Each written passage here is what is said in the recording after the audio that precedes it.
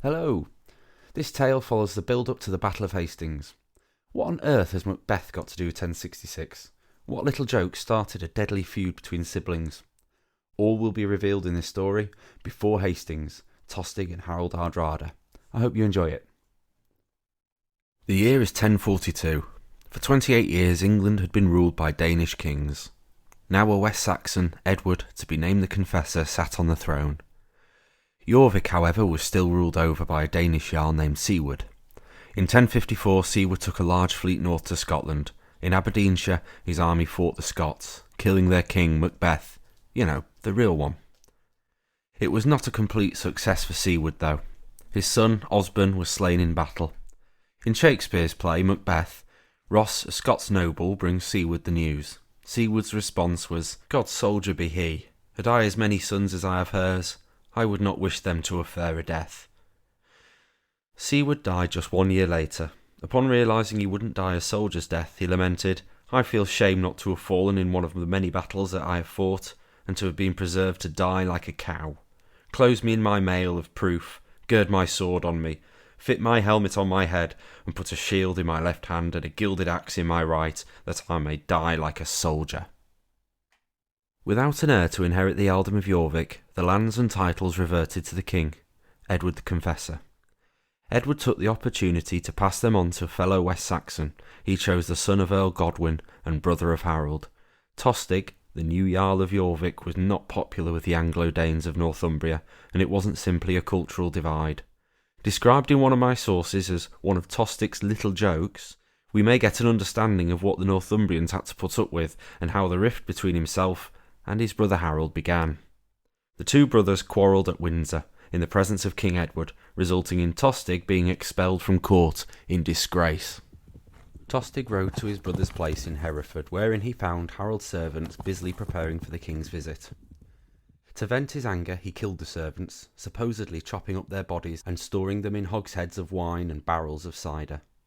Straight after this barbaric act, he sent word to King Edward that he had provided against his coming plenty of salt meat.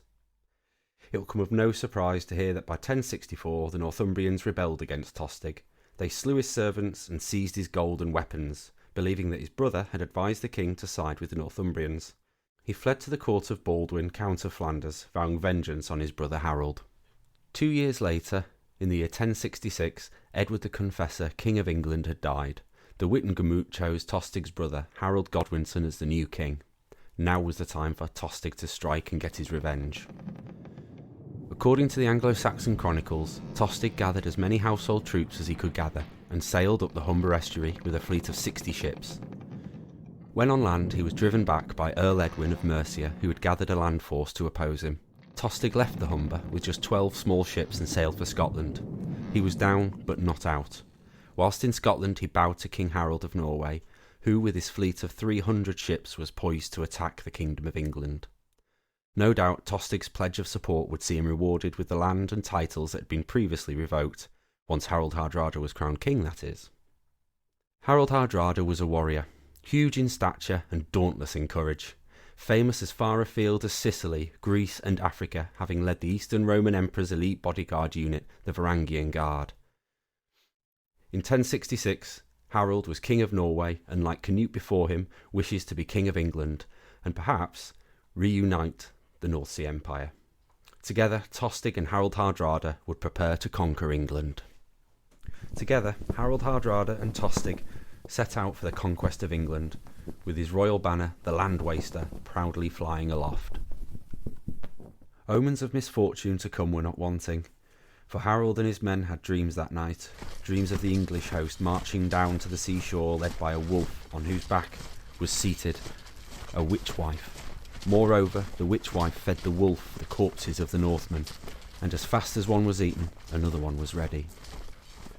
To a superstitious people such as the Northmen were, these omens must have seemed to bode terrible ill luck, but Harold had never yet turned back from an expedition, and he did not mean to start turning back now. So over the sea to the Shetlands and the Orkneys his fleet sailed, then down to the eastern coast of the mainland, till they reached the mouth of the Tyne. Here they were joined by Tostig, and soon afterwards the Land Waster was unfurled in the North Riding of Yorkshire. So far Harold of Norway had met no resistance, but the fisherfolk of Scarborough did withstand the attack made upon their little town. Whereupon, so the Old Norse account of Harald's invasion tells us, he went up on a high rock near the town, and set fire to a large pile which he made. They took large poles and lifted it up and threw it down into the town. Soon one house after the other began to burn, and the whole town was destroyed. The Northmen slew many people, and took all the property they could get. Then southward along the coast, the fleet sailed until they reached a place called by the Northmen Helornus, which was probably our Hornsea. Here a pitched battle was fought, but the men of the East Riding were no match for the invaders, and Harold and his Northmen got the victory. Next, the mouth of the Humber was reached. Sailing up this and the Ouse, they cast anchor at Rickle. Here 1/3 of the Norwegian host was left to guard the ships, while the remainder set out for a march on Jorvik. But at Fulford, 2 miles from the city, they were met by the forces of Morca and his brother, Edwin of Mercia. The ensuing battle was fought on a strip of land between the river Ouse and a ditch which was deep, broad, and full of water. As at Helornus, victory lay with the Northmen, and so great was the slaughter of the Northumbrian and the Mercians that the Northmen walked across the ditch with dry feet on human bodies. 4 days later, on September the 24th, Jorvik surrendered, and the Northmen moved their forces along the Roman road leading to the Derwent and took up their quarters at Stamford Bridge. Meanwhile, news of the invasion had reached Harald of England. Gathering together what forces he could muster, Harald hurried north, up the Ermine Street and round by Doncaster, Castleford and Tadcaster as he marched. On the day of which York surrendered he was at Tadcaster. The next day he had passed through York and had surprised the Northmen at Stamford Bridge. The battle that took place between the two Haralds was preceded by negotiations. To his half-brother, Tostig, Harald of England sent envoys offering peace. Harald thy brother sends thee greetings, and the message that thou shalt have peace and get Northumberland, and rather than that thou should not join him. He will give 1/3 of all his realm. Then something else is offered than the enmity and disgrace of last winter, answered Tostig. If this had been offered then, many who are now dead would be alive, and the realm of the King of England would stand more firm. Now if I accept these terms, what will my brother Harald offer to the King of Norway for his trouble? He has said that he will grant the King Harald of Norway. It is a space of 7 feet, and it is so long because he is taller than most men.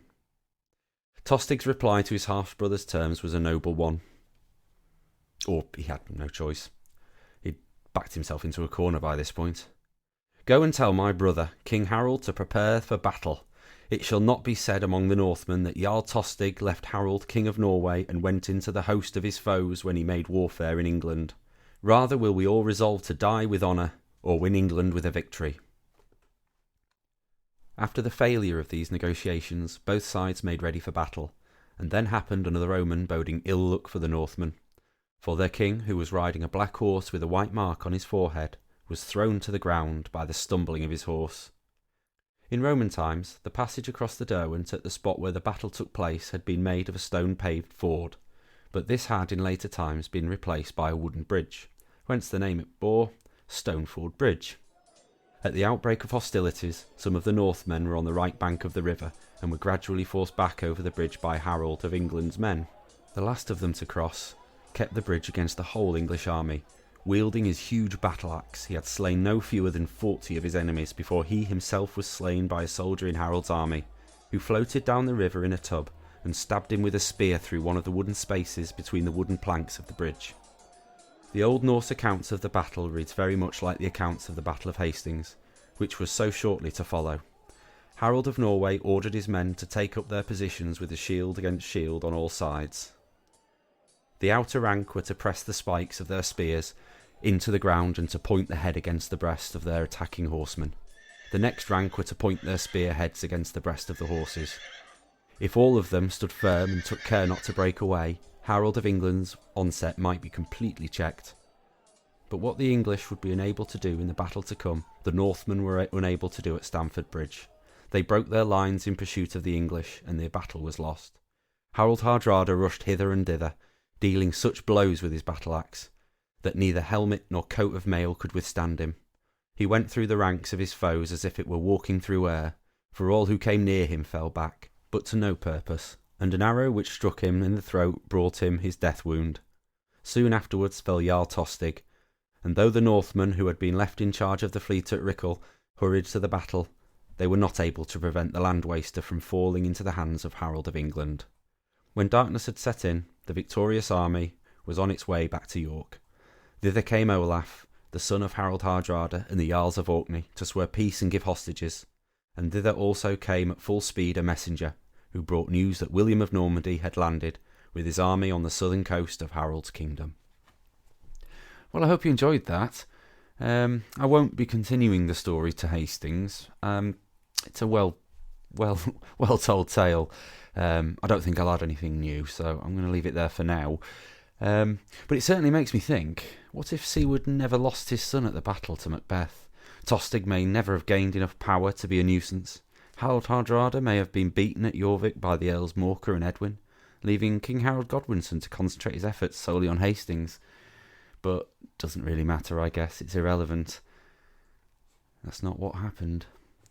Anyway, if you enjoyed that, please subscribe and check back soon. I have a story coming up about the harrying of the North with William of Normandy and the monster in the Minster. Until next time.